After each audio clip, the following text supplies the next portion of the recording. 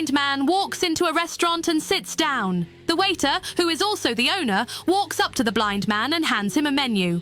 "I'm sorry, sir, but I am blind and can't read the menu. Just bring me a dirty fork from the previous customer. I'll smell it and order from there." A little confused, the owner walks over to the dirty dish pile and picks up a greasy fork. He returns to the blind man's table and hands it to him. The blind man puts the fork to his nose and takes in a deep breath. "Ah, yes, that's what I'll have. Meatloaf and mashed potatoes. Unbelievable," the owner says to himself as he walks towards the kitchen. The cook happens to be the owner's wife, and he tells her what had just happened. The blind man eats his meal and leaves. Several days later, the blind man returns, and the owner mistakenly brings him a menu again. "Sir, remember me? I'm the blind man. I'm sorry, I didn't recognize you. I'll go get you a dirty fork." The owner again retrieves a dirty fork and brings it to the blind man.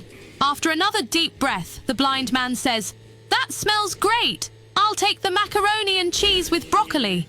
Once again walking away in disbelief, the owner thinks the blind man is screwing around with him and tells his wife that the next time the blind man comes in, he's going to test him. The blind man eats and leaves. He returns the following week, but this time the owner sees him coming and runs to the kitchen. He tells his wife, "Mary, rub this fork around your vagina before I take it to the blind man." Mary complies and hands her husband the fork back.